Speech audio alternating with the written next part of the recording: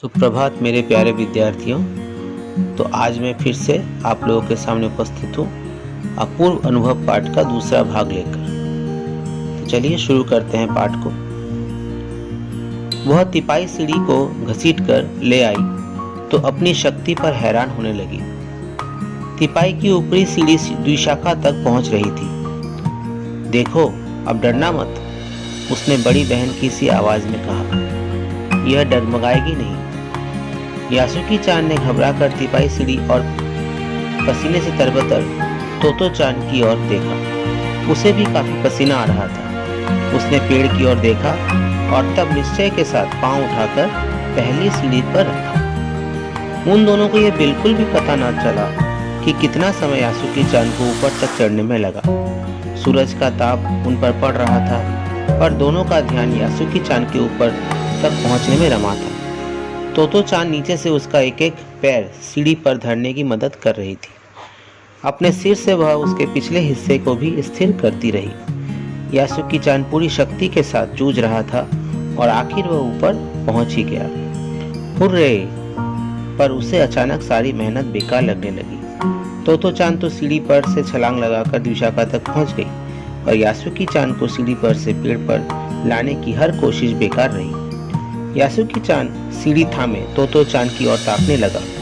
तोतो-चान की रुलाई छूटने को हुई। उसने चाहा था कि यासुकी-चान को अपने पेड़ पर आमंत्रित कर तमाम नई नई चीजें दिखाए, पर वह रोई नहीं। उसने डर था कि उसके रोने पर यासुकी-चान भी रो पड़ेगा।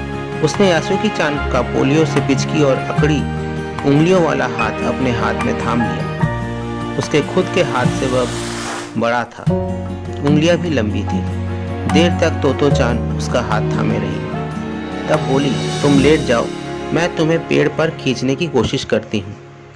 उस समय द्विशाखा पर खड़ी तोतो-चान द्वारा यासुकी-चान का पेड़ की ओर खींचते अगर कोई बड़ा देखता तो वह जरूर डर के मारे चीख उठता। उसे वे सच में जोखिम उठाते ही दिखाई देते।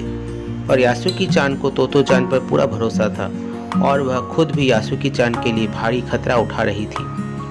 अपने नन्हे नन्हे हाथों से वह उस पूरी ताकत से यासुकी-चान को खींचने में लगी रही। बादल का एक बड़ा टुकड़ा बीच बीच में छाया करके उन्हें कड़कती धूप से बचा रहा था।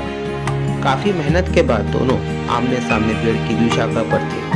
पसीने से तरबतर अपने बालों को चेहरे पर से हटाते हुए तोतो-चान ने सम्मान से झुककर कहा, मेरे पेड़ पर तुम्हारा स्वागत है।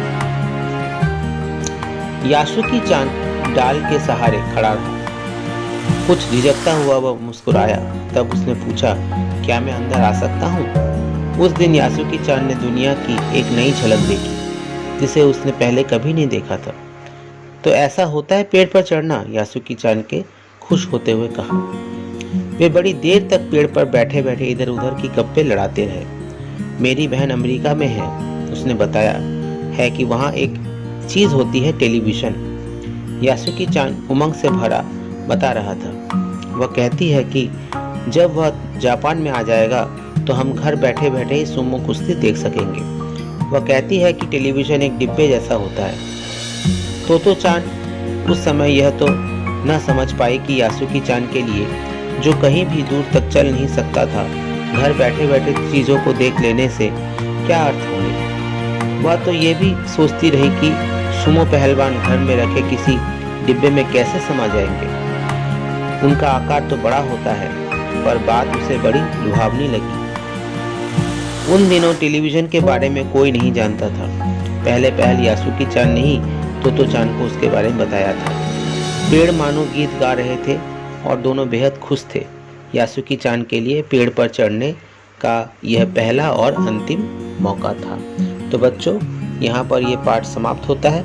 अब मैं आप लोगों से कुछ प्रश्न करने जा रहा हूँ। आप लोग अपने कॉपी और कलम लेकर उपस्थित रहिए। तो बच्चों, मेरा पहला प्रश्न है, तोतो-चान ने अपने पेड़ के पास तिपाई सीढ़ी क्यों लाई थी? दूसरा प्रश्न है, यासुकी-चान को तोतो-चान अपने पेड़ पर क्यों चढ़ाना चाहती थी?